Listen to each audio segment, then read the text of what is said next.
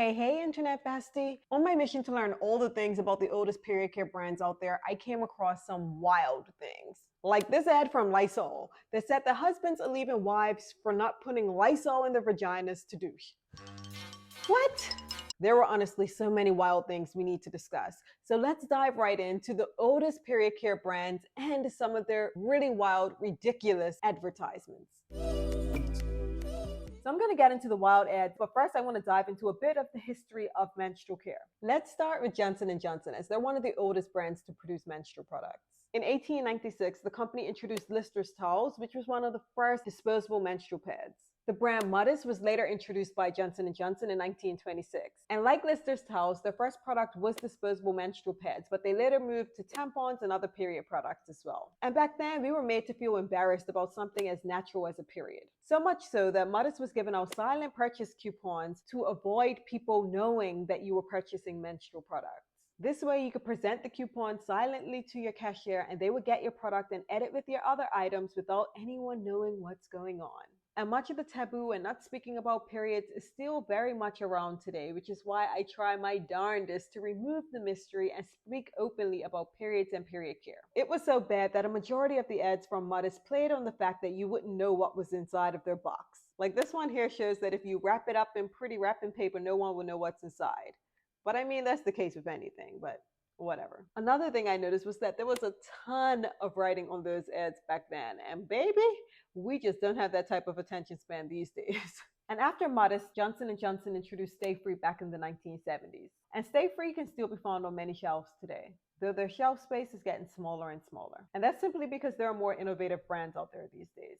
Now, leaving the land of J&J, we have a brand whose name and period products are still recognizable to this day, and that is Kotex. And Kotex has been around a while. They were first introduced by the Kimberly-Clark Company in 1920. The brand started with disposable menstrual pads, but later expanded to include tampons, liners, and other period care products. Today, you can still find their pads and panty liners on most grocery and pharmacy shelves. That's 100 years. The longevity is honestly admirable. And while the Kotex ads definitely had a ways to go, they were more progressive than the Johnson & Johnson ones at the time. And I mean just a bit more progressive. There weren't any diversity in the ads at all, but I did find an ad with a black woman on there in 1973. Yay for us.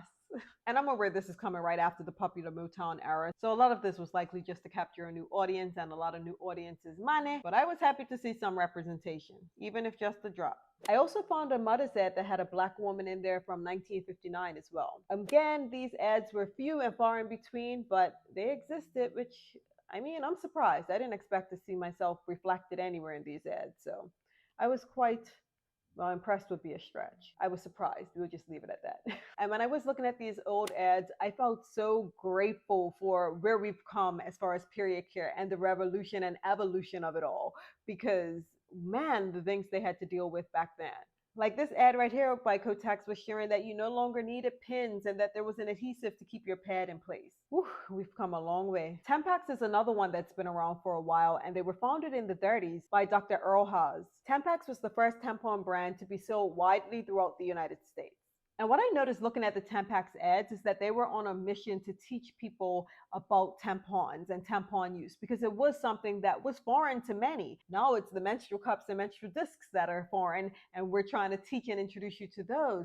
But back then, their ads are saying they're safe, they're okay, give them a try, this is how they work. And these were long ads, right? We're going to read this one. I've got it right here on the side for me. It says, "Dear and gentle reader, how can we make you realize the difference when you use Tampax? Doesn't it mean something that over 250 million have already been sold? Doesn't that give you assurance? There's an old saying, what others can do, you can do. The principle of internal absorption has been long known to physicians. Tampax has simply made it available to all women for regular monthly sanitary protection. You're not going to find any gender neutral language, right? This one's from 1940, and all of the ones I'm reading them as they are.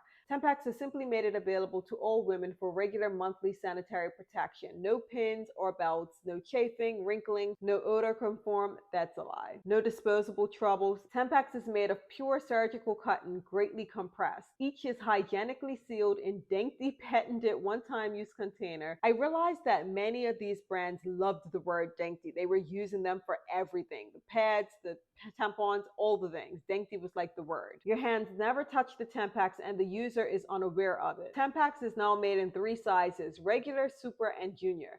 These meet every individual need. You can travel, dance, golf, use the tub or shower. Sold at drugstores and Notion counters. I wonder what Notion counters is. I'm going to have to Google that. Introductory box is 20 cents. 20 cents. Full supply for 1 month, now available at new low prices. Imagine that you were able to buy Tampax for 20 cents a box back in the 40s. Wow. Let's see what other ads we can find on Tampax. This is an interesting one. So this Tampax ad is actually next to another ad. We'll get into that one in a second.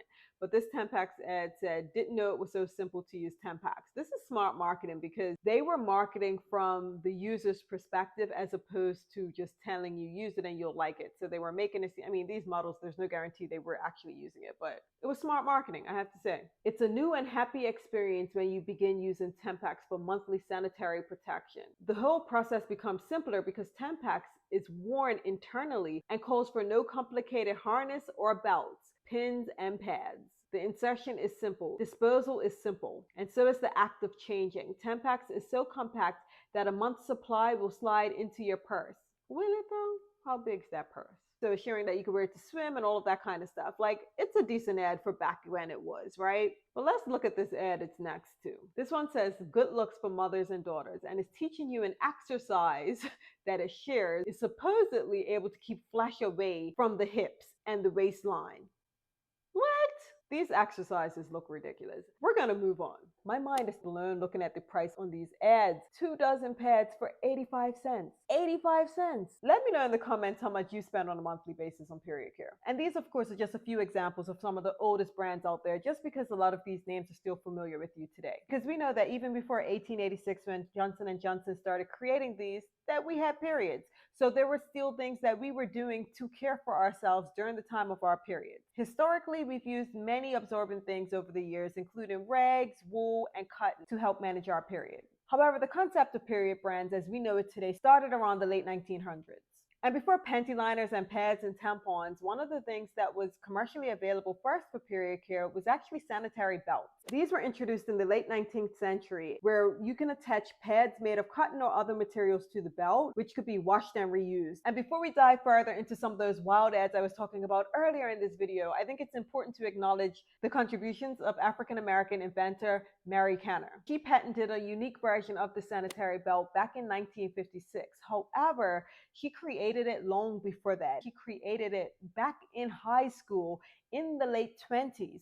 However, many people did turn her away once they discovered she was Black, and some may have even stolen her idea. Okay, now let's get into these wild ads I was telling you about. Now we're going to talk about these wild ads one by one. This one asks the question, is a wife to blame if she doesn't know? What doesn't she know, you're wondering? Well, according to this company, Zonite, which is obviously no longer around after I tell you what it's about, they were providing what's essentially bleach and recommending that people insert it inside of their vaginas and douche 2 to 3 times a week. So in this picture, you see the husband walking out the door, and it suggests that he's doing this because she didn't know that she should be doing this each and every week. This next one is a very similar concept by Lysol. Yep, Lysol was once marketed as intimate care. This one, the lady saying, please, Dave, please don't let me be locked out from you. Why is she locked out, you may ask? It says, often a wife fails to realize that doubts due to one intimate neglect shut her out from a happy married life. What? It gets better. Well, worse, but follow me. It says, for complete feminine hygiene, rely on Lysol, a concentrated germ killer. I can only imagine these folks going to the gyno and what they're dealing with, because this stuff is way too harsh and should be nowhere near your genitals.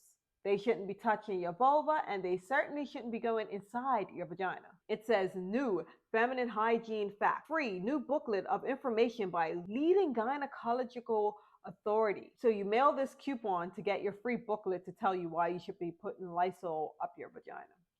Wild.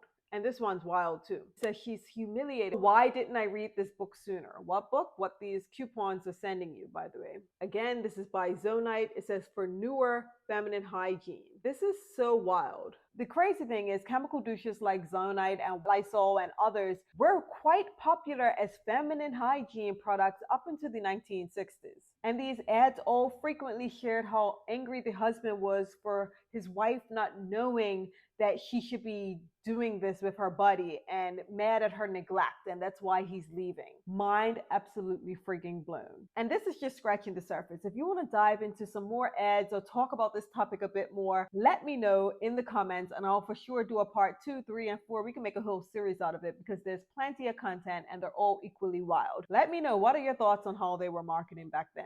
My name is Kenette Jones, founder and CEO of Best Period. If you enjoyed this video, make sure you give it a thumbs up so that other people like you can find and benefit from it as well. I post weekly videos to help you have your best period. And if that's your thing, you're going to want to make sure you subscribe and we'll chat next time. Bye-bye.